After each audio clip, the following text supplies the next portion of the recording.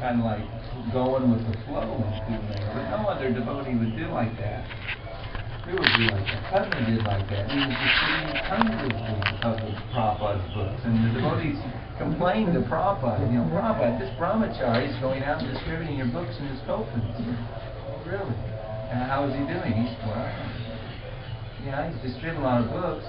Well, and Prabhupada, has written like that we should tax our brains to innovatively find new and novel ways to present Krishna consciousness. So that's an example of Padma.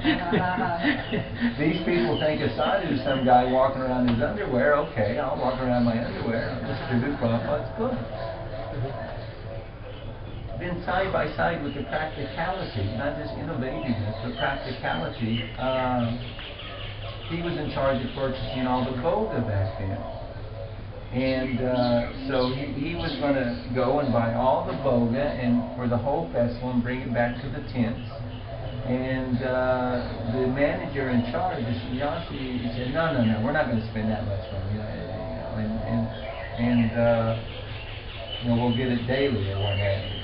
And so when Prabhupada arrived and he was checking out everything, because he had to do that with his monkey-like disciples, less intelligent young boys and girls, said, so what's the situation with the boga? Well, we don't really have any. We have a little for a few days. What?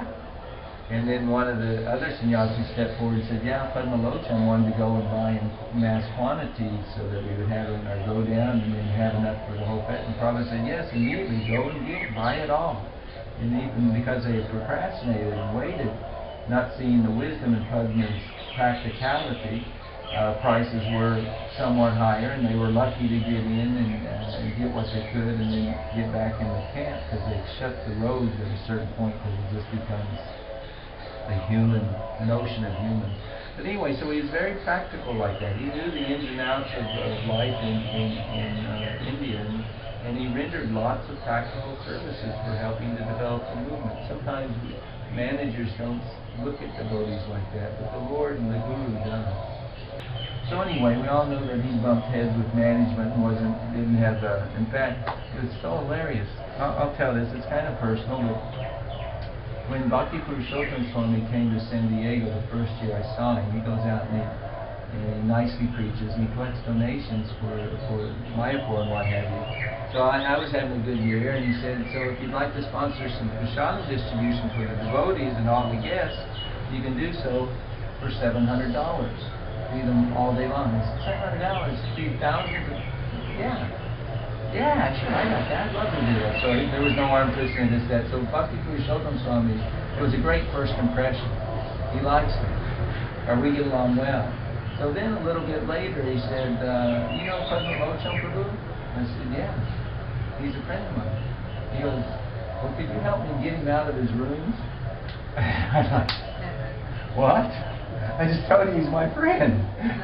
So, he wasn't the most popular guy with all the management in Mayapur. But, the Prabhupada disciples or anybody who surrenders their life to this movement, they're invaluable assets. And, that's one thing that he really was concerned about as the devotees got older. Will they be given facility to come to the Dhams like Prabhupada wanted? So that was another side of Padma. One other side that he never showed me, but he had quite the mystical side. He's very mystical. I mean, he did tell me a couple of far out things where, like, we slept in our Braj Parikrama, we slept under this open mandap, or it was covered, but it was open walls mandap, and just got eaten alive one night with mosquitoes. You had your blanket, and you keep it over you, but then it'd be so hot, and you couldn't do that, and so you was like, wasn't a very sound sleep. And he said one time he was at one temple in Braj, and there was tons of ghosts, and he was sleeping and he was being attacked like crazy with all these ghosts. So he had a conch shell in his bag, and although he didn't wake up, but on the subtle platform, subtle body, he got the conch shell and he started blowing the conch shell. And when they would stop, they would still start coming at him. And then he started preaching to him. He said, "What are you doing? This is the Dham. Why aren't you chanting Hare Krishna? You have this ghost body. Chant Hare Krishna. Become free from your sins. And, take advantage. You're in the holy Dham. Chant Hare Krishna." And so he's preaching to him like that. This is a Gora Priya Jana, someone dear to the Lord, that they preached to everybody. So he said that Lord Shiva came and gave him darshan at that time. Very pleased that he had preached bhakti to his ghostly followers.